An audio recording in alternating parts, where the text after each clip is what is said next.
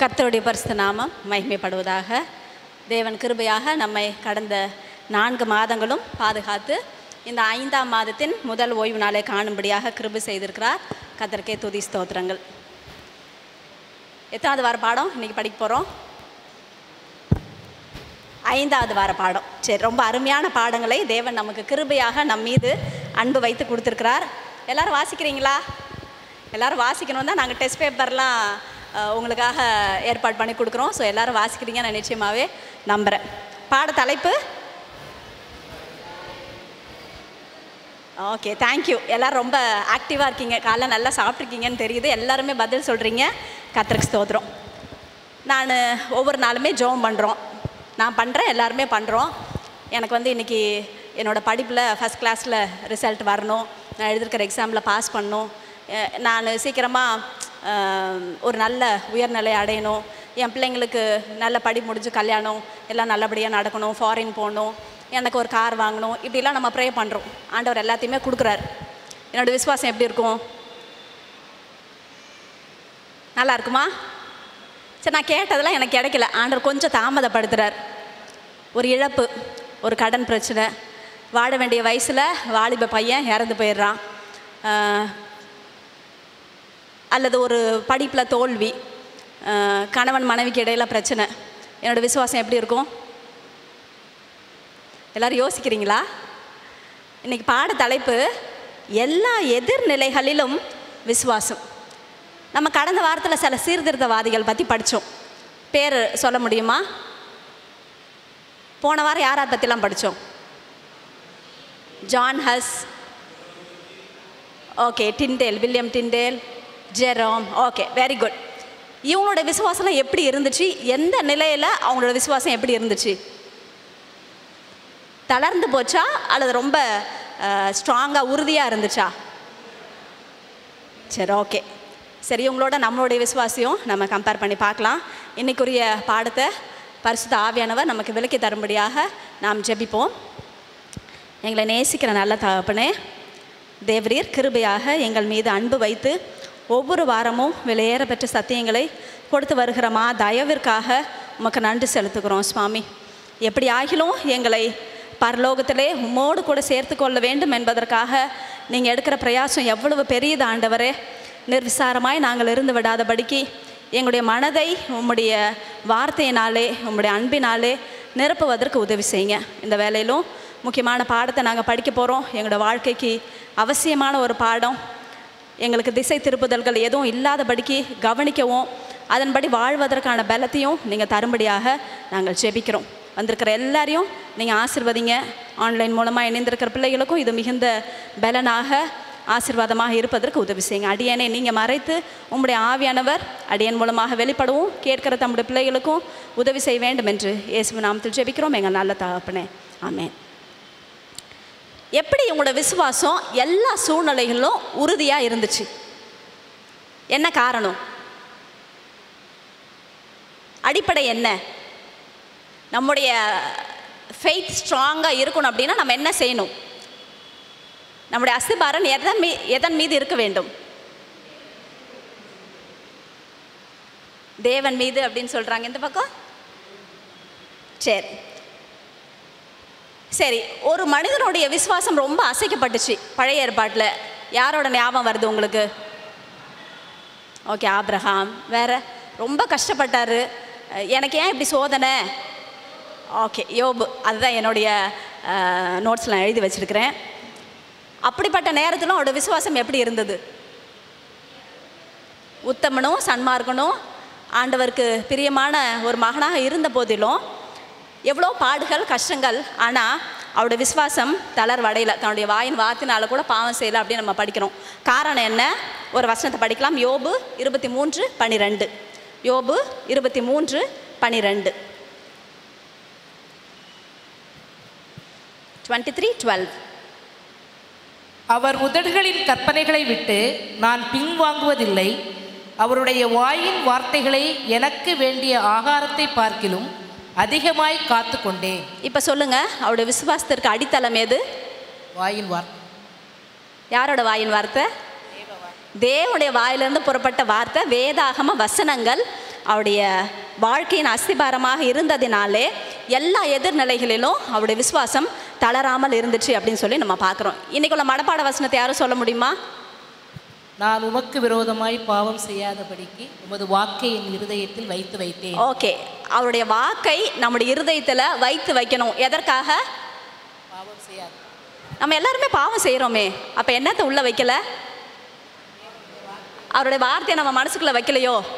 வேற ஏதேதோ நம்முடைய உலகத்தின் பாரங்கள், அழுத்தங்கள், அல்லது நம்ம பார்க்குற சீரியல், சினிமா, இல்லை வாட்ஸ்அப்பில் பார்க்குறது, இதெல்லாம் மனசுக்குள்ளே இருக்குதோ?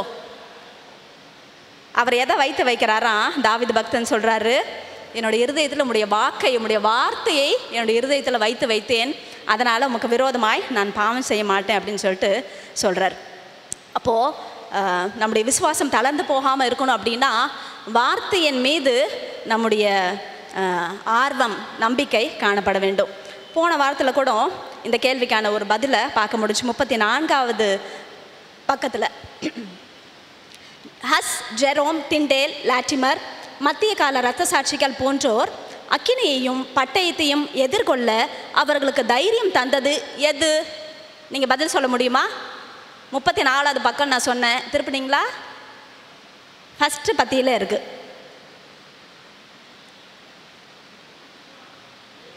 தேவ வாக்குறுதிகளில் இருந்த விசுவாசம்தான். அப்போ இன்னைக்கு நம்ம படிக்கிற தலைப்புக்கும் இந்த வாக்கியங்களுக்கும் நல்ல ஒரு கனெக்ஷன் இருக்கிறத பார்க்க முடிகிறது. தேவ வாக்குறுதிகளில் இருந்த விசுவாசம்தான் எல்லா எதிரான சூழ்நிலைகளிலும் அவங்க தளர்ந்து போகாமல் நிற்பதற்கு உதவியாக இருந்துச்சு. சரிங்களா?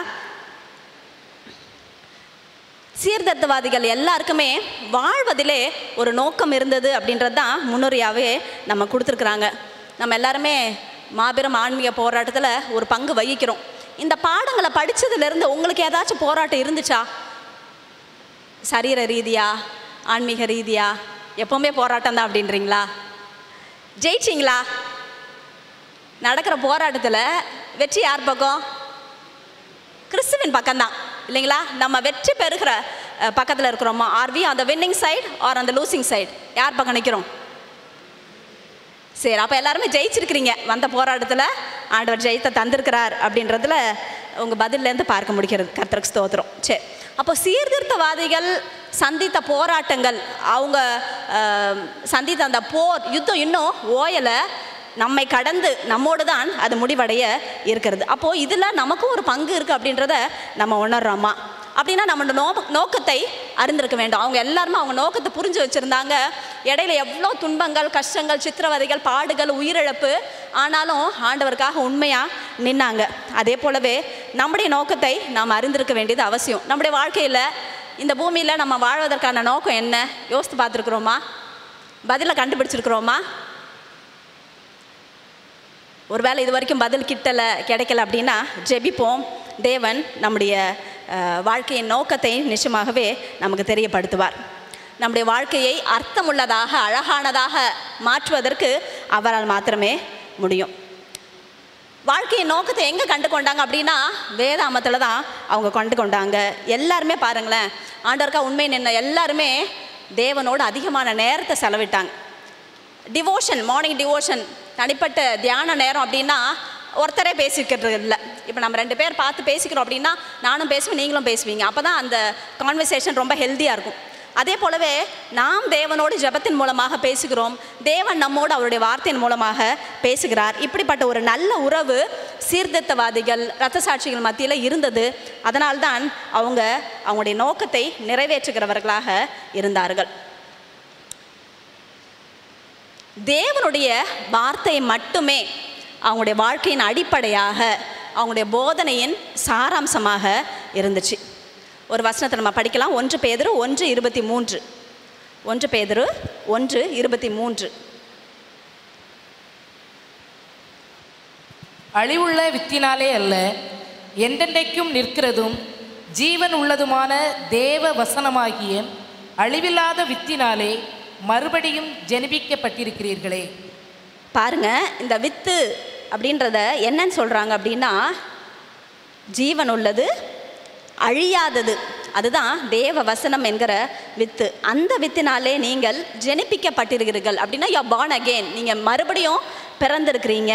அப்போது வேத வசனத்தை ஏதோ வெறும் காகியத்தில் இருக்கக்கூடிய வார்த்தைகளை அவங்க பார்க்கல, ஜீவனுள்ள வார்த்தையாக, அழியாத வார்த்தைகளாக அதை அவங்க பார்த்தாங்க. அப்போது அந்த வார்த்தை விசுவாசங்களுடைய வாழ்க்கை எப்படி இருந்துச்சு? 1 யோவான் 3:9. 1 யோவான் 3:9. தேவனால் பிறந்த எவனும் பாவம் செய்யான், ஏனெனில் அவருடைய வித்து அவனுக்குள் தரித்திருக்கிறது. அவன் தேவனால் பிறந்தபடியினால் பாவம் செய்ய மாட்டான். அப்போ மறுபடியும் பிறந்த இவங்க எப்படி இருந்தாங்க அப்படின்னா பாவம் செய்யாத ஒரு வாழ்க்கையை வாழ்ந்தாங்க. ஏன்னா அவருடைய வித்து, அந்த வார்த்தை அவங்களுடைய உள்ளத்திலே தன்னுடைய பணியை செய்தது என்பதை பார்க்க முடிகிறது. அப்போது வார்த்தையை வாசித்தவங்களோட வாழ்க்கை எப்படி இருந்துச்சு? தாவீது பக்தனுடைய சங்கீத புத்தகத்தில் நம்ம பார்க்குறோம். ஒரு வசனத்தை வாசிக்கலாம். சங்கீதம் 119, 104.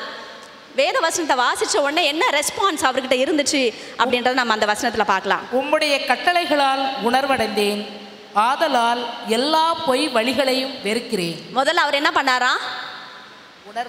உணர்வடைந்தேன். இப்போ பாருங்கள், ஒரு வேளை ஒரு கோமா பேஷண்ட்டோ அல்லது அனஸ்தீஷியா கொடுத்த பேஷண்ட்டுக்கு உணர்வு இருக்குமா அப்படின்னா குறைவு தான், இருக்காது இல்லைங்களா? உணர்வு யாருக்கும் இருக்கும் அப்படின்னா கம்ப்ளீட்லி பர்ஃபெக்ட், நல்ல ஹெல்த்தியாக இருக்கவங்களுக்கு தான் உணர்வு இருக்கும். இப்படி கில்லைனா வலிக்குது அப்படி சொல்லுவாங்க. அப்போது அவருடைய கட்டளைகள் நம்மோடு பேசும்பொழுது வார்த்தைகளனால உணர்வு எனக்கு இருக்குதா?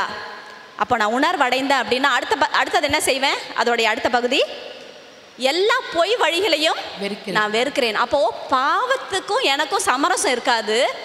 மாய்மாலமான காரியங்களுக்கு, பாவம் அப்படின்ற அறிஞ்சிருக்கிற விஷயங்களுக்கு நான் விலகி இருப்பேன், அதை நான் வெறுப்பேன். ஸோ ஹேட்ரட் டுவர்ட்ஸ் சின் எப்போ தான் வரும் அப்படின்னா ஆண்டோடைய வார்த்தையினால் நான் உணர்வை பெற்றுக்கொள்ளும் பொழுது தான். இன்றைக்கி நம்முடைய வேத வாசிப்பு அப்படி இருக்கா? எல்லாருமே பைபிள் படிச்சிங்களா காலைல அப்படின்னா கைகளை உயர்த்தலாம், உயர்த்தாமலும் இருக்கலாம்.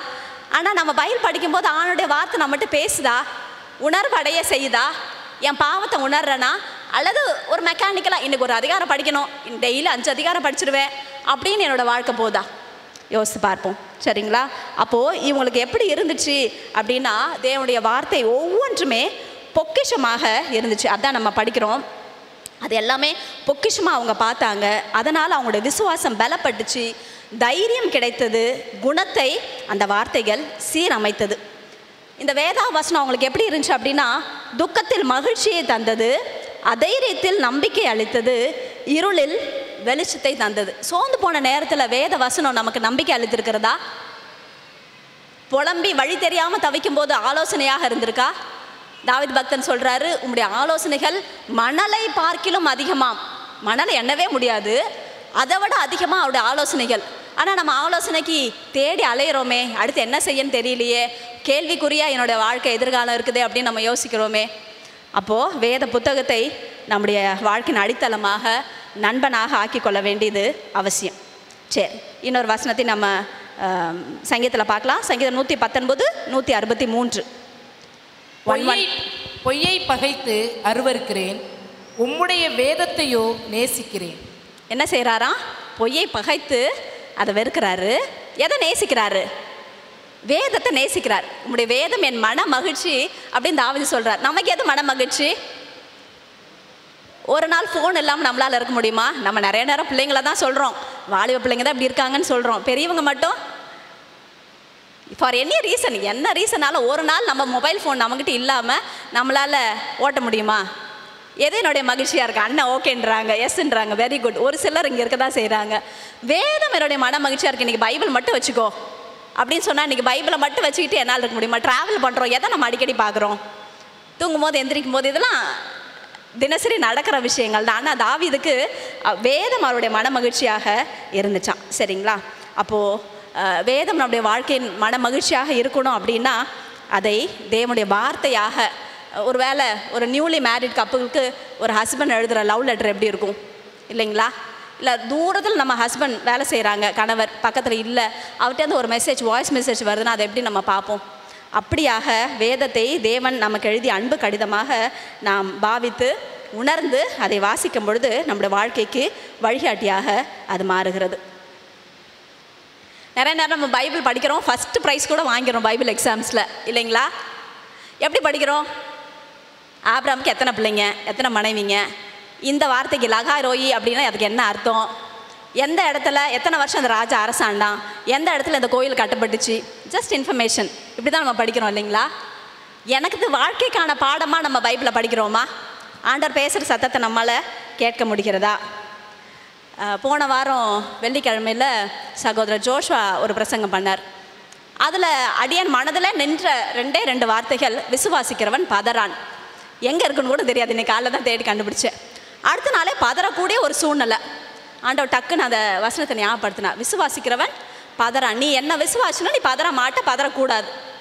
ஜோம் பண்ணிட்டு பதறாமல் இருந்தோம்.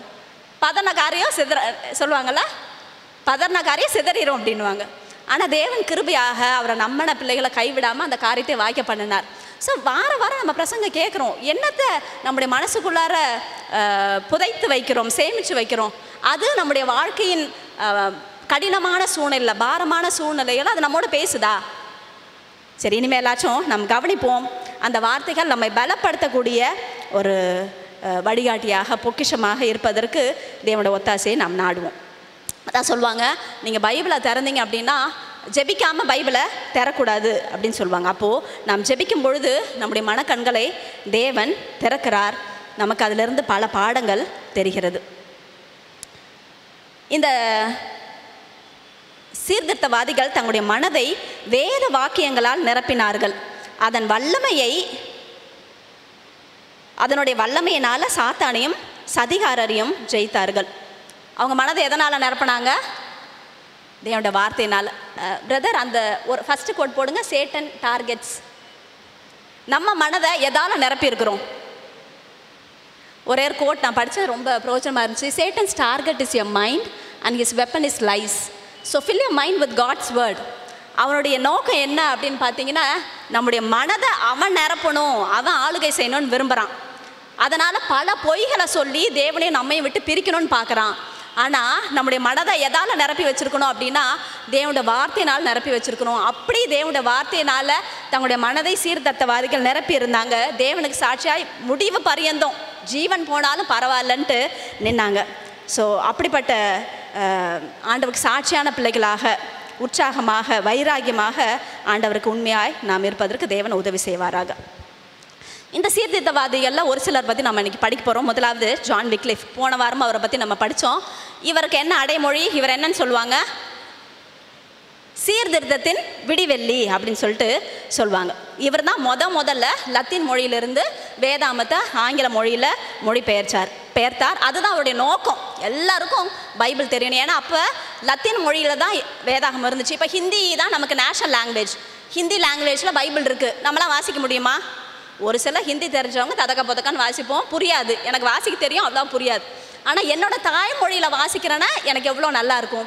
அப்போ லத்தீன் மொழியிலேருந்து ஆங்கில மொழிக்கு அதை மொழிபெயர்க்கணும் அப்படின்றது தான் அவருடைய தீராத ஆசையாக இருந்துச்சு. அப்போது அவர் அதற்கான முயற்சிகளை எடுக்கிறாரு. இது சட்டவிரோதமான செயல்னு சொல்லிட்டு விசாரித்து அவருக்கு மரண தண்டனை விதிக்கப்பட்டுச்சு. மரண தருவாயில் கூட வயதான ஒரு கல்லறை என் வாயிலில் நிற்கிற தருணத்தில் அவர் என்ன சொல்கிறாரு, யார் கூட நீங்கள் போட்டி போடுறீங்க? ஒரு முதியவன் மரணத்தை சந்திக்கிறதுக்கு அதோட விளிம்பில் நிற்கிற ஏங்கிட்டையா, சாகும் வயதில் இருக்கிற என்னோடையா, அல்லது சாகாத நிலையான அழியாத சத்தியத்தோடையா, யார் கூட போராடுறீங்க அப்படின்னு ரொம்ப தைரியமாக அவர் கேட்குறார். அவர் ஒரு நேச்சுரல் டெத்து தான். ஒரு ஸ்ட்ரோக் 1384 வருடத்தில் மரிச்சு போயிடுறார். எவ்வளோ ஆச்சரியம் பாருங்கள். சத்தியம் என்றைக்குமே நிலையானது. அவரோட வேலையை செய்கிறாரு. ஆனால் எதிர்த்து போப்பியம் அவருக்கு எதிராக செயல்படுகிறது. ஆனால் அவர் விட்ட வேலையை தொடரும்படியாக அடுத்த ஒரு சீர்திருத்தவாதியை தேவன் எழுப்புறார். யார்? John Wycliffe. அடுத்து யார் அந்த வேலையை செய்கிறா? பைபிள் இன்னும் ஈஸியாக மொழிபெயர்க்கிறது William Tyndale. Okay, William Tyndale அவர் தான் ஃபாதர் ஆஃப் இங்கிலீஷ் பைபிள், ஆங்கில வேதாமத்தின் தந்தை என்று அழைக்கப்படுபவர். இது பாருங்கள், இது எப்போ நடக்குது அப்படின்னா கிட்டத்தட்ட 100 வருஷத்துக்கு அப்புறம் 1384 அவர் மரிச்சிடுறாரு. இவர் 1494 தான் இவர் பிறக்கிறார், வில்லியம் டிண்டேல். அவ்வளோ நாள் இவருடைய டிரான்ஸ்லேஷன்ஸை எப்படி பாதுகாத்து வச்சுருந்தாங்க அப்படின்னு எனக்கு ரொம்ப ஆச்சரியம். தெரியல, தேவனுடைய சித்தம் அது. அப்போது 1494 வருடத்தில் பிறந்து 1536 வரைக்கும் தான் அவர் இருக்கிறார். ஜஸ்ட் 42 இயர்ஸ் தான், ரொம்ப சொற்ப காலம் தான் அவர் வாழ்கிறாரு. ஆனால் தேவனுடைய நோக்கத்தை நிறைவேற்றி அவர் சாகிறத பார்க்க முடியாது. அவரோட மிகப்பெரிய ஆசை என்ன? இப்போ உங்கள்கிட்ட உங்களோட ஆசை என்னன்னு கேட்டால் நீங்கள் என்ன சொல்வீங்க? எல்லாருக்கும் ஆசை இருக்கும்ல. இவரோட மிகப்பெரிய ஆசை என்ன போட்டிருக்கு? நீங்கள் எல்லாரும் படிச்சிருப்பீங்கல்ல. ரொம்ப சிம்பிளாக பைபிளை எல்லாருக்கும் புரிகிற மாதிரி மொழிபெயர்க்கணும். ஜான் விக்லிஃப் ஏற்கனவே பண்ணிட்டாரு, அதை இன்னும் லகுவாக்கணும், சிம்பிளிஃபை பண்ணணும். ஒரு ஏர் ஓட்டக்கூடிய ஒரு சிறுவன் கூட இதை நல்லா புரிஞ்சுக்கணும் அப்படின்ற ஆசை அவர்கிட்ட இருந்துச்சு. அதற்காக பயங்கர முயற்சி எடுக்கிறார். ஜான் விக்லிஃப் பண்ணி 140 வருடங்கள் கழித்து இதை அவர் மீண்டும் அந்த சீர்திருத்த பணியை செய்கிறார். 140 வருடங்கள் யார் இதை பாதுகாத்தா? நேற்று வச்ச லெட்டரை எங்கே காணோம் நம்ம தேடிட்டு இருப்போம்ல. இந்த புக்கை இங்கே தானே வச்சேன், காணமேன்னு. அப்போ அதை ப்ரிசர்வ் பண்ணி வச்சது யார் அப்படின்னா தேவனுடைய ஆவியானவர். ரொம்ப ஆச்சரியமாக இருந்துச்சு அதை படிக்கும் பொழுது. இந்த பணியை செஞ்சதுக்காக டிண்டேலுக்கு எதுவும் அவார்டு கொடுத்தாங்களா? ஜான் விக்லிஃப் என்ன நடந்துச்சோ 140-50 வருடங்கள் கழித்து வில்லியம் டிண்டேலுக்கும் அதே கதி தான். அரெஸ்ட் பண்ணிடுறாங்க. 1525 வருடத்தில் ஃபஸ்ட்டு அவர் எழுதின அந்த டிரான்ஸ்லேஷன் ஒர்க்கை பப்ளிஷ் பண்ணுறார். இவர் இங்கிலாந்துலேருந்து ஜெர்மனி போயிடுறார். அங்கே உட்காந்து அந்த பணிகளை செய்கிறாரு. ஆனாலும் பிடிபட்டு சிறையில் அடைக்கப்படுகிறார். கிட்டத்தட்ட 12 வருடங்கள் சத்தியத்திற்காக மொழி பெயர்த்ததுக்காக படாத பாடுபடுறார். அதுக்கப்புறம் 1.5 வருஷம் ஜெயிலில் இருக்கிறாரு. அந்த அப்போது அரசன் சார்ல்ஸ் V அவர் அரெஸ்ட் பண்ண சொல்லிவிட்டு கழுத்தை நெரிச்சு கொலை பண்ணிடுறாங்க. இவரோட டிரான்ஸ்லேஷன்ஸையும் எரிச்சிடுறாங்க, இவரையும் உயிரோடு எரிச்சிடுறாங்க. 1536 வருடத்தில் அவர் மரித்து விடுகிறார். நம்ம இன்னைக்கு கையில் வச்சுருக்குறோம் இல்லைங்களா பைபிள், ரொம்ப லகுவாக அதை வச்சுருக்குறோம். ஆனால் அதற்காக ரத்தம் சிந்தியவங்க ஏராளமான பேர். நம்ம படிக்க தான் செய்யணும். படிக்கிறதுக்கு எதாவது ரத்தம் சிந்தணுமா? படிக்க கூட நமக்கு டைம் இல்லை, விருப்பம் இல்லை. இந்த கதையெல்லாம் படித்தப்போ ரொம்ப ஆச்சரியமாக இருந்துச்சு. தேவன் நம்ம மீது அன்பு வைத்து அந்த லவ் லெட்டரை இவ்வளோ நாள் பாதுகாத்துட்டே வந்திருக்கிறார். என் அன்பை நீ புரிஞ்சுக்கோ அப்படின்னு சொல்லிட்டு பல விதங்களில் தேவன் நம்மகிட்ட பேசிகிட்டே இருக்கிறாரு. இயற்கையின் மூலமாக பேசுகிறாரு, தேவனோட வார்த்தையின் மூலமாக பேசுகிறாரு. அப்போது இந்த வேதாகம வார்த்தைகளை பல நூற்றாண்டுகளாக தேவன் பொத்தி வைத்து நமக்கு தந்திருக்கார். எத்தனை பேர் ஜீவன் அவங்களுக்கு விட்டுருக்குறாங்க இந்த சத்தியத்திற்காக. இது எல்லார் கைக்கும் கிடைக்கணுன்றதுக்காக எதிரடியான சூழ்நிலையில் அவங்களோட விசுவாசம் எவ்வளோ ஸ்ட்ராங்காக இருந்துச்சுன்றதை பார்க்க முடியுது. அவருடைய கடைசி ஜெபம் என்ன? நீங்கள் புக்கில் படிச்சிருப்பீங்க. டிண்டேல் மரிக்கும் போது என்ன ஜெபம் பண்ணார்? எந்த ராஜா? சார்ல்ஸ் V தான் அப்போ இருந்த ராஜா. மரிக்கும்போது ராஜாவோட கண்களை திறந்தருளும்னு ஜெபம் பண்ணுறார். ஜெபம் கேட்கப்பட்டுச்சா? எவ்வளோ நாள் கழிச்சு? 4 வருஷம் கழிச்சு பார்த்தீங்கன்னா அந்த டிரான்ஸ்லேஷன் ஒரு 4 விதமான டிரான்ஸ்லேஷனாக வெளியே வந்துச்சு அந்த பைபிள். அப்போ எனக்கு ஒரு நம்பிக்கை கிடச்சிச்சு. மரிக்கும் தருவாயில் ஒரு ஜெபம் பண்ணுறாரு, ஜெபத்துக்கு பதில் கிடச்சிச்சு. ஜெபத்துக்கான பதில் அவர் பார்த்தாரா? பார்க்கல. நிறைய நேரம் நம்ம ஜெபம் பண்ணுறோம் இல்லைங்களா? நம்ம பிள்ளைங்களுக்காக ஜெபம் பண்ணுறோம், நம்ம கணவருக்காக ஜெபம் பண்ணுறோம். சில நேரங்களில் சோர்ந்து போயிருக்கும்போது இப்படி தான் மனசை தேத்திக்கிறது. நம்ம அங்கே இருக்கும்போதோ அல்லது நம்ம தூரம் போயிடும் போதோ, அதாவது நம்ம கண் முன்னாடி தேவன் செய்கிற நன்மைகளை காணக்கூடாமல் போகலாம். நம்ம தூரம் சென்ற பிறகோ அல்லது நாம் மறைந்த பிறகோ கூட மனமாற்றத்தை ஆண்டவர் ஏற்படுத்தலாம். அவரை விசுவாசிப்பது மாத்திரமே நாம் செய்ய வேண்டியது. அதே போலவே தேவன் டிண்டேலுடைய உருக்கமான ஜெபத்திற்கு பதில் கொடுத்தார். கிங் ஜேம்ஸ் அரசர் வராரு 1611 வருடத்தில். நீங்கள் இங்கிலீஷ் பைபிள் பார்த்தீங்கன்னா கிங் ஜேம்ஸ் வெர்ஷன் தான் ரொம்ப ஸ்டாண்டர்டான வெர்ஷன். எத்தனை வெர்ஷன்ஸ் வந்திருக்கு. நியூ லிவிங் பைபிள் வந்திருக்கு, ரிவைஸ் ஸ்டாண்டர்ட் வெர்ஷன் வந்திருக்கு, ஏகப்பட்ட பேரில் வந்திருக்கு. ஆனால் பிழையற்ற ஒரு வெர்ஷன் பதிப்பு அப்படின்னா இந்த ஜேம்ஸ் அரசர் பதிப்பு தான். தமிழ் அவ்வளோ வெர்ஷன்ஸ் இல்லை. ஆர்சி பைபிள் பார்த்துருப்பீங்க, பொது மொழிபெயர்ப்பு, அது ஒன்று நம்ம வச்சுருக்கிற இது தான். அப்புறம் ரெட் லெட்டர் சிவப்பு கலரில் கிறிஸ்து தாமே பேசிய வார்த்தைகள். மற்றபடி இங்கிலீஷில் தான் நிறைய டிரான்ஸ்லேஷன்ஸ். அப்போது 1611 வருஷத்தில் இன்னும் ஒரு 54 ஸ்காலர்ஸ் படித்த மேதைகள் சேர்ந்து இந்த கிங் ஜேம்ஸ் வெர்ஷன் அந்த வேதாமத்தை அவங்க வெளியே கொண்டு வரதுக்கு முயற்சிக்கிறாங்க. அதில் வில்லியம் டெண்டேலோட அவருடைய டிரான்ஸ்லேஷன் தான் கிட்டத்தட்ட 80% அதில் இருந்துச்சான். இவர் சாகும்போது இவரையும் எரிச்சிடுறாங்க, இவருடைய புத்தகத்தையும் எரிச்சிடுறாங்க. அப்போ எங்கேருந்து அவருடைய மொழிபெயர்ப்புகள் இந்த ஜேம்ஸ் அரசர் பதிப்பில் வந்துச்சு அப்படின்றது எனக்கு ஆச்சரியமாக இருந்துச்சு. சாத்தான் எவ்வளவுதான் தேவனுக்கு விரோதமாக செயல்பட்டாலும் அவன் யார்? தோற்கடிக்கப்பட்ட சத்ரு. நிறைய நேரம் நம்ம பேசும்போது சாத்தான் எப்படி செய்யலாம் பாருங்களேன். நிறைய பேர் சொன்னாங்க, பாஸ்டர் வந்து கிரேட் கான்ட்ரவர்சி சீரிஸ் எடுக்கிறாங்க, பாஸ்டருக்கு சுகம் எல்லாம் போச்சு, இப்படி இவங்க குடும்பத்தில் பிரச்சனை அவங்க குடும்பத்தில் பிரச்சனை. நம்ம யாருக்கு கிரெடிட் கொடுக்குறோம்? சாத்தான் ரொம்ப பெரிய ஆள் மாதிரி நினச்சிட்டு இருக்கிறோம். ஆனால் அவனை விட பெரியவர் யார்? கிறிஸ்து. அவனை ஜெயிக்க அவர் வல்லவர். அவனுக்கு அவர் அனுமதி கொடுத்துருக்கறதால அவன் வாழை மட்டும் ஆட்டிகிட்டு இருக்கான்.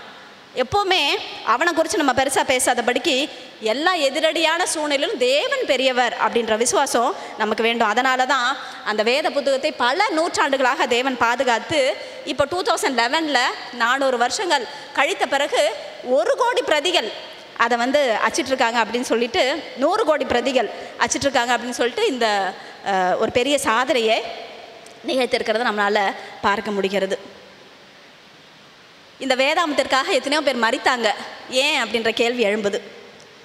நாம் ஜீவனை பெற வேண்டும் என்பதற்காக நிறைய பேர் ரத்தத்தை சிந்திருக்கிறாங்க. இந்த வேதாமத்தின் பரிசுத்த எழுத்துக்கள் பாதுகாக்கப்பட்டது. ஏன் அப்படின்னா நாம் பரிசுத்தமாய் மாற வேண்டும் என்பதற்காக. நம்மளோட கைகளில் தவழக்கூடிய இந்த வேதாகமம் அநேகருடைய உயிரை விலையாக பெற்றிருக்கிறது. நம்ம என்ன தான் செய்யணும்? பொத்தி பொத்தி வச்சிடக்கூடாது, வாசிக்கணும். அதனால் மன தெளிவை பெற்று தேவனுடைய குணத்திலே நாம் மாற வேண்டும். வாசிக்கிறோமா? சிந்தித்து பார்ப்போம். டிண்டேலோட தியாகம் வீண் போகவே இல்லை. அவருடைய தியாகத்தினால தான் இந்த வேதாகமம் நம்முடைய கையில் தவழ்கிறது. நம்ம என்ன செஞ்சுருக்கோம்? என்ன தியாகத்தை பெருசாக ஆண்டவருக்காக செஞ்சுருக்கிறோம்? ஒரு ஆத்மாவை ஆண்டவருக்காக கொண்டு வர்றதற்கு ஏதாச்சும் தியாகம் செஞ்சுருக்கிறோமா? யோசித்து பார்ப்போம். சரி, மார்ட்டின் லூதரை பற்றி அடுத்து படிக்கிறோம். இந்த மார்ட்டின் லூதர் வாழ்ந்த அந்த காலகட்டத்தில் தான் வில்லியம் டிண்டேலும் வாழ்ந்தாங்க. 10 வருஷம் இவர் கொஞ்சம் மூத்தவர். மார்ட்டின் லூதர் 10 வருஷம் அவருக்கு பின்னாடி மரித்தார். இவர் 62 வயசு இருந்திருக்கிறாரு. வில்லியம் டிண்டேல் 42 வருஷங்கள் தான் உயிர் வாழ்ந்தார். நம்ம வீட்டில் நிறைய வேர்ஷன்ஸ் பைபிள் நிறைய வச்சுருப்போம். ஆளுக்கு ஒரு பைபிள் இருக்குது இல்லைங்களா? எங்கள் வீட்டில் பாஸ்டர் ரெஃபரன்ஸ்க்காக எப்படியும் ஒரு 10-15 இருக்கும்னு நினைக்கிறேன். ஆனால் மார்ட்டின் லூதர் காலத்தில் ஒரே ஒரு பைபிள் லைப்ரரியில் வச்சுருக்கிறாங்க. ஒரு பெரிய பைபிள். அவங்க எடுத்துலாம் வாசிக்க முடியாது, செயின் போட்டு கட்டி வச்சுருப்பாங்க. அப்படி அவர் வாசிக்கும் பொழுது அவருடைய மனதை ஆவியானவர் ஒளி ஊட்டுகிறார். அப்போல்லாம் வந்து பைபிள் எல்லாருக்கும் கிடையாது. வீட்டில் பைபிள் வச்சிருக்கூடாது, எல்லாரும் வாசிக்கவும் கூடாது. அப்படிப்பட்ட ஒரு தடை செய்யப்பட்டிருந்த ஒரு காலம். ஆனால் அப்போது இவர் வாசிக்கிறார். வேதாமத்துக்கு தவறான விளக்கம் அளிக்கப்பட்ட காலம் அந்த நாட்கள். இவருக்கு அதை படிக்க ஒரு உன்னதமான சத்தியம் இவருக்கு புலப்படுது. ஏன்னா ரோமன் கேத்தலிக்ஸ் நிறைய கிரியைகள் செய்வாங்க. ரொம்ப தூரம் பாத யாத்திரை போவாங்க. அப்புறம் அந்த பரிசுத்தவான்களை வணங்குவாங்க, மரியாள் வணக்கம். அப்புறம் போப்புடைய கால்களை கழுவன தண்ணீரை புனித நீராக பழுவாங்க. அந்த போப்பை போய் பார்க்குறதுக்கு பல படிக்கட்டுகள் அவங்க முழங்கால் படிக்கிட்டு ஏரிய செல்லும். இப்படி கிரியினால் தான் ரட்சிப்பு, நீங்கள் செய்கிற செயல்னால் தான் ரட்சிப்பு. இதை நம்ம எல்லா இடத்துலையும் பார்க்கலாம் இல்லைங்களா? பாருங்கள், ஹிந்துஸ் எடுத்துக்கிட்டிங்கன்னா வேல் குத்திக்குவாங்க, மொட்டை அடிச்சுக்குவாங்க, ரொம்ப தூரம் பாத யாத்திரை போவாங்க. இப்படிலாம் செஞ்சால் தான் நம்ம வந்து முக்தி அடைய முடியும், மோட்சம் போக முடியும்னு நினைக்கிறாங்க. ஆனால் இவர் ஒரு அருமையான பாடத்தை கற்றுக்கிட்டாரு. கிருபையினால் மாத்திரமே ரட்சிப்பு அப்படின்றத கற்றுக்கிட்டார். வாசிக்க ஆவியானவர் இவருக்கு எல்லாவற்றையுமே விலக்கி தரார், மனதை பிரகாசமாக்கினார். அப்போ எனக்கு ஒரு கேள்வி வந்துச்சு. நம்மளும் வேத புத்தகத்தை வாசிக்கும்போது, ஜபத்தோடு வாசிக்கும்பொழுது ஆவியானவர் நமக்கு பிரகாசமான மனக்கண்களை நிச்சயமாக தருவார் இல்லைங்களா? நிச்சயமாகவே ஜபத்தோடு நாம் வாசிக்க வேண்டியது அவசியம். வேத புத்தகத்தை வாசிக்கும்பொழுது தவறான வியாக்கியானங்கள், இன்றைக்கி நிறையா டினாமினேஷன்ஸ் இருக்குது இல்லைங்களா? ஒவ்வொருத்தர் ஒவ்வொரு விளக்கம் கொடுக்குறாங்க. ஆனால் சரியான விளக்கத்தை நம்ம எப்படி தான் கண்டுகொள்ள முடியும்? எங்கேருந்து அதனால் விளக்கத்தை கண்டுபிடிக்க முடியும்? வேதாமத்திற்கு வேதாம் தான் விளக்கம் அளிக்க முடியும். சரிங்களா? ஜான் நாக்ஸ், மேரி 2 பேரும் பேசிக்கும் பொழுது மேரி அந்த ராணி அம்மா சொல்கிறாங்க, நீங்கள் ஒரு விளக்கம் கொடுக்குறீங்க, ரோமன் கேத்தலிக்ஸ் ஒரு விளக்கம் கொடுக்குறாங்க. அப்படின்னும் போது அழகாக ஜான் நாக்ஸ் சொல்லுவாங்க, ஆவியானவர் மாத்திரமே சரியான விளக்கத்தை கொடுக்க முடியும், வேதாகமம் மாத்திரமே அதற்கான விளக்கம் அப்படின்னு சொல்லிட்டு சொல்லுவாங்க. அப்போது தேவ ஆவியானவர் வேதாகமத்தின் அதிசயங்களை நாம் புரிந்து கொள்ளும்படியாக நம்முடைய கண்களை திறந்தரல வேண்டும் என்று சொல்லி ஜெபத்தோடு நாம் பாடங்களை கற்றுக்கொள்ள வேண்டும்.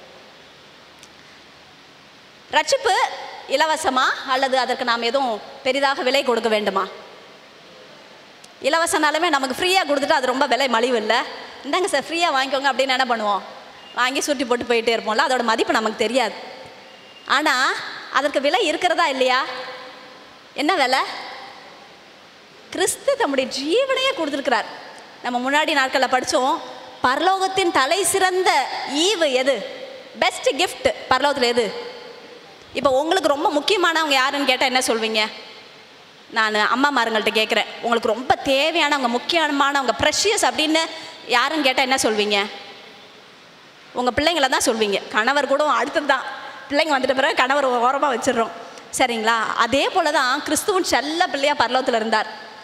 அந்த செல்ல பிள்ளைய நமக்காக, பாவிகளுக்காக, அவரை உதாசனப்படுத்திய நமக்காக பரலோகம் தாரை வார்த்து விட்டதாம்.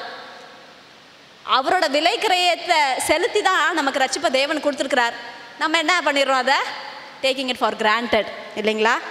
முற்றிலும் இலவசமான அந்த ரட்சிப்பை நாம் பெரிதாக மதிப்பதில்லை. அது ஒரு கிஃப்ட்டுக்கு நம்ம எதுவும் காசு கொடுப்போம். அவங்க பர்த்டேக்கு யாராவது ஒருத்தவங்க கிஃப்ட் கொடுக்குறாங்க அப்படின்னா, ஐயோ இவ்வளோ பெரிய கிஃப்ட் கொடுத்துருக்கீங்க, நான் காசு கொடுத்துட்றேன் அப்படி சொல்லுவோமா? இல்லை, we need to accept, அவ்வளோதான். அவங்க அன்பை நம்ம ஏற்றுக்கொள்கிறோம், தேங்க்யூன்னு சொல்லிட்டு வாங்கிக்குவோம். அதே போலவே இலவசமாக தேவன் நமக்காக இந்த பெரிய ஈவை நம்ம கொடுத்துருக்கிறாரு. கல்வாரியிலே அதற்கான விலை கிரயத்தை அவர் செலுத்தியிருக்கிறாரு. அப்போது நம்ம என்ன பண்ணணும்? விசுவாசத்தோடு அந்த அன்பை ஏற்றுக்கொள்ள வேண்டும். ரோமர் 6:23 நம்ம படிக்கலாம். தெரிஞ்ச ஒரு வசனம், அதனுடைய 2ஆம் பகுதி தான் ரொம்ப முக்கியம். ரோமர் 6:23.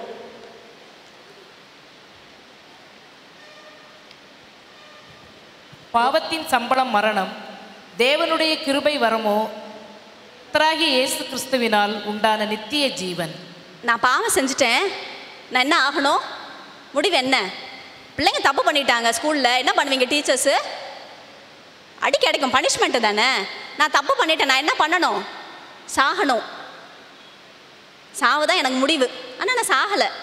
அதான் ஆதாம் ஏவாள் கதையில் படிக்கிறோம்ல. அந்த பகுதி என்ன சொல்லுது?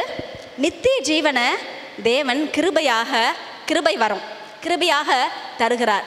யார் மூலமா? கிறிஸ்துவின் மூலமா. ஏன்னா அந்த தண்டனை இவர் என்ன பண்ணிடுறாரு?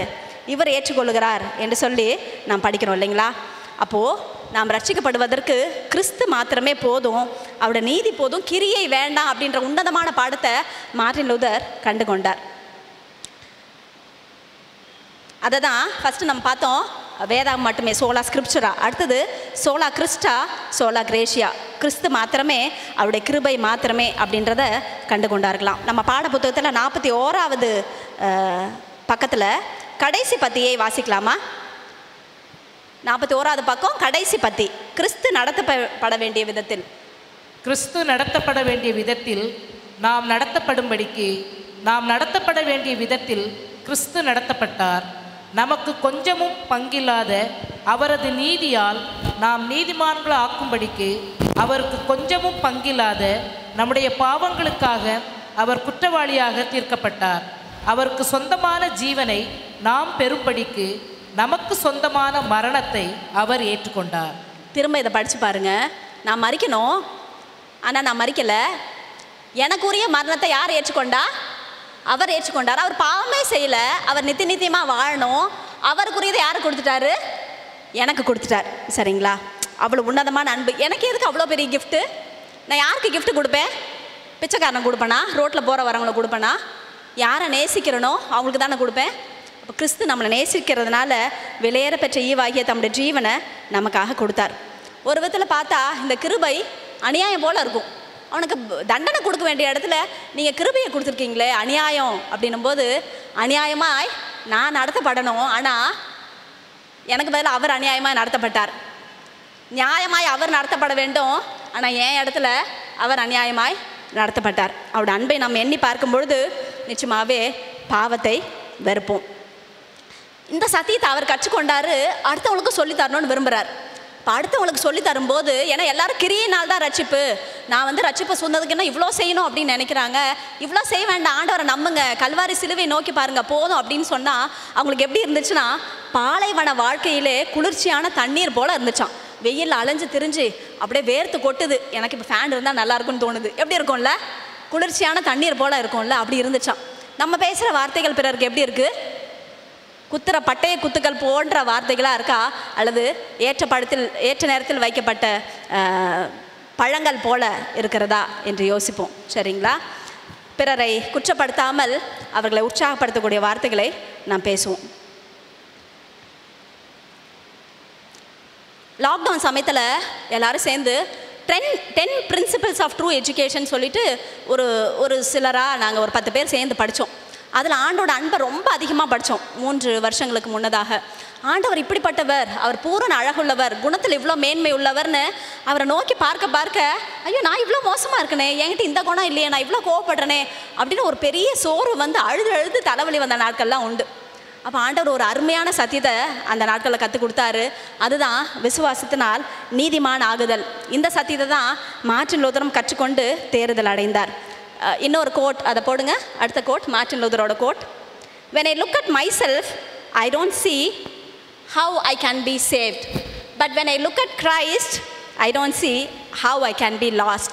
என்னை பலப்படுத்தின ஒரு வாசகம் இது. சோர்ந்து போன நேரத்தில் எல்லாமே இந்த மேற்கோள் ரொம்ப பலனாக இருக்கும். எத்தனை பேர் உங்களை நோக்கி பார்த்து ஐயோ நான் இவ்வளோ மோசமாக இருக்கேன், இவ்வளோ பாவம் செய்கிறேன், எவ்வளோ படித்தாலும் திருந்தாத ஜென்மமாக நான் இருக்கிறேன்னு சோர்ந்து போயிருக்கிறீங்க. மார்ட்டின் லூதர் அவரோட வாழ்க்கையில் கண்டுகொண்ட சத்தியத்தை ரொம்ப சிம்பிளாக சொல்லியிருக்கிறாரு. நான் என்னை நோக்கி பார்த்தேன் அப்படின்னா, தமிழ் அதை சொல்லிடுறேன், என்னை நோக்கி பார்க்கும்பொழுது எப்படி ரட்சிக்கப்படுவேன் என்பது கேள்விக்குறி. உண்மைதானே? இயேசுவை நோக்கி பார்க்கும் பொழுது எப்படி ரட்சிக்கப்படாமல் இருக்க முடியும் என்பது ஆச்சரியக்குறி. எண்ணி வியக்க வேண்டிய ஒரு சத்தியம். உங்களை நோக்கி பார்க்காதீங்க, அவர் உங்களை நிலைநிறுத்த முடியும், அவர் உங்களை ரட்சிக்க முடியும். அவரை மட்டும் நோக்கி பாருங்க. விழுந்தாலும், நீதிமான் 7 தடவை விழுந்தாலும் மறுபடியும் எந்திரிப்பான். நம்ம செய்ய வேண்டியதெல்லாம் என்னதான்? அவரை நோக்கி பார்க்கணும். கீழே விழுந்தால் மேலே பார்க்கணும், கீழே விழுந்தே கிடக்கூடாது. அதான் சரிங்களா? அப்போது நம்முடைய கண்கள் தேவன் மீது பதிக்கப்பட்டிருக்க வேண்டும்.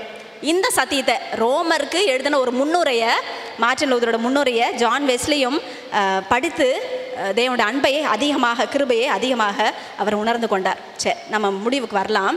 அப்போது கிருபை மாத்திரம் போதும் நான் ரட்சிக்கப்படுவதுக்கு அப்படின்னா நான் ஒன்றுமே செய்ய வேண்டாமா? கிரியே வேண்டாமா? அப்போ எதுக்கு சர்ச்சுக்கு வந்து உட்காந்துருக்கணும்? எதுக்கு டைத் கொடுக்கணும்? எதுக்கு ஆன்லைன்ஸ் நான் பைபிள் படிக்கணும்? எதுக்கு நான் எளியவங்களுக்கு ஏழைங்களுக்கு உதவி செய்யணும்? நீதியான வாழ்க்கை வாழணும்? தேவையில்லையே. கிருபை மட்டும் போதும், அவரோட விசுவாசம் மட்டும் போதும். இதெல்லாம் அவசியமா? சரி, கிரியை இல்லாத விசுவாசம் தெத்தது. அப்போ கிரியைகள் எப்படி இருக்கணும்? ஒரு சிம்பிள் ஃபார்முலா மட்டும் சொல்லிடுறேன். இப்போ நீங்கள் வந்து ஒரு மாம்பழம், ஒரு மாமரத்தை நட்டு வைக்கிறீங்க. ஐயோ அந்த மாமரத்தில் மாங்காய் வரணும் அப்படின்றதுக்காக அந்த மரம் எதாவது போராடுமா?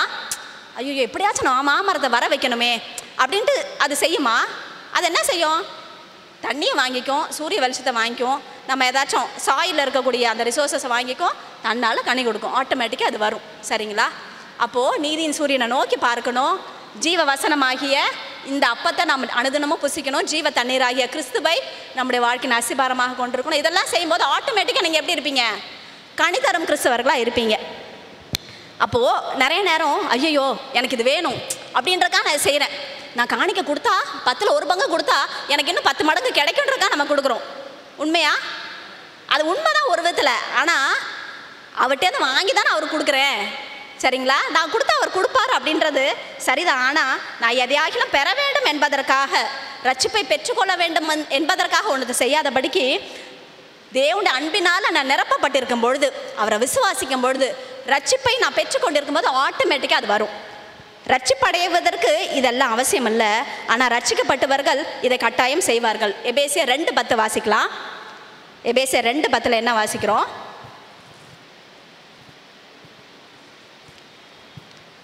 நம்முடைய கிரியையினால ரட்சிப்பு இல்லை.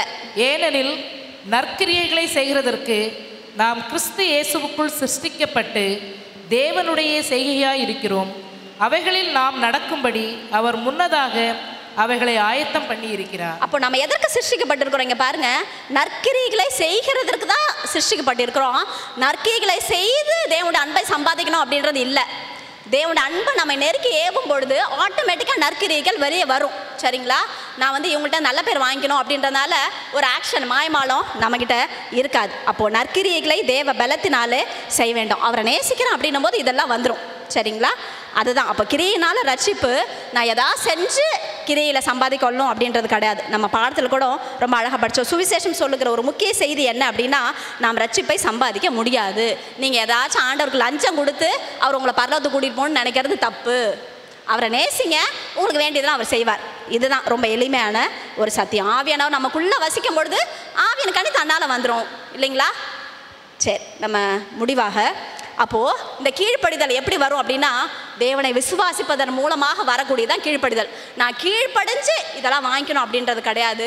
அவர் மேலே அன்பு வைக்கிறேன், இதெல்லாம் ஆட்டோமேட்டிக்காக வந்துடுது.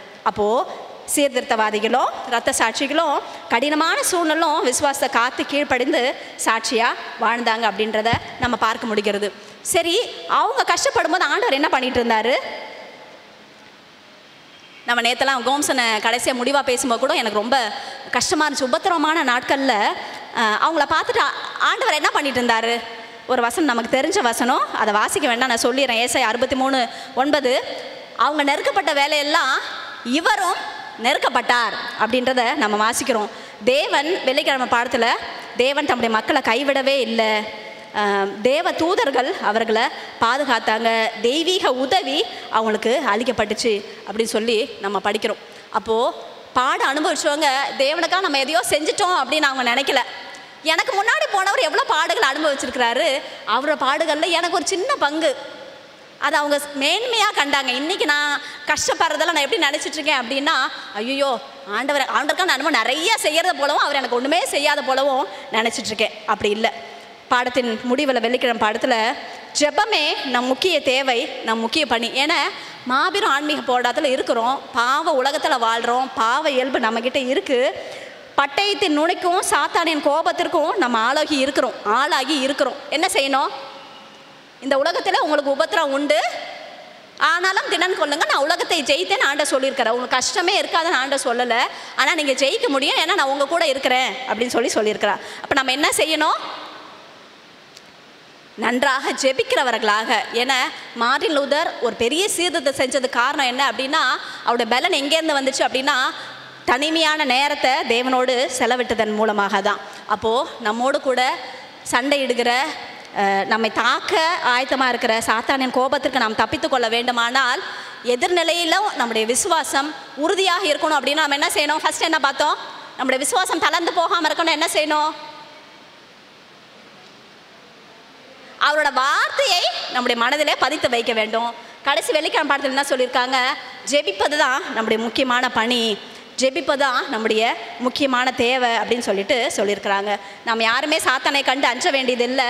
உலகத்தை ஜெயித்த கிறிஸ்து, ஜெய கிறிஸ்து, அவருடைய பின்னாடியார்கள் நாமும் நிச்சயமாகவே ஜெயிப்போம்.